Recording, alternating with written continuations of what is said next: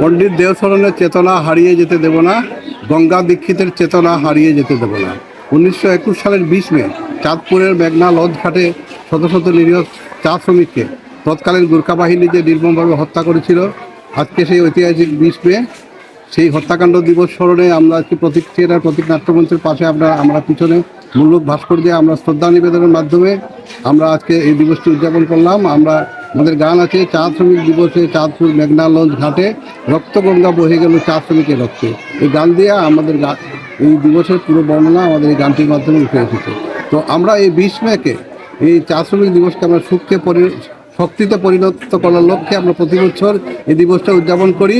20 মেটা চা শ্রমিক দিবস হিসাবে স্বীকৃতির দাবিতে চা শ্রমিকরা যাতে এই দিবস সবেতন ছুটি পায় এবং এই দিবসটা যাতে জাতীয়ভাবে উদযাপন করা হয় সেই লক্ষ্যে আমাদের এই দিবসটা উদযাপন। বিশেষ করে আজকে এই 2024 সালে এসেও চা বাগান, চা শ্রমিক, চা কর্মচারী, চা শিল্প আজকে ধ্বংসের সম্মুখীন। আপনারা জানেন বিভিন্ন চা বাগানে অনেকের চা কর্মচারীদের বেতন বন্ধ আছে, চা বাগানের শ্রমিকদের সাপ্তাহিক তলব নিয়মিত পাচ্ছে না, 1 সপ্তাহ পেলে 3 সপ্তাহ বন্ধ থাকছে, পাশাপাশি চিকিৎসা সুবিধা পাচ্ছে না, কারণ চা বাগান মালিকরা সেই চিকিৎসা সুবিধা দিতে পারছেন না।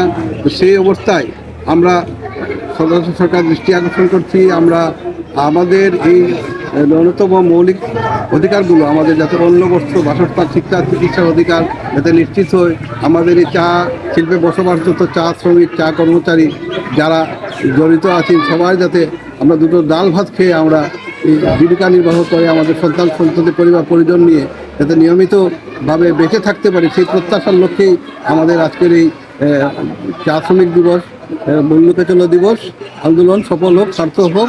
ধন্যবাদ।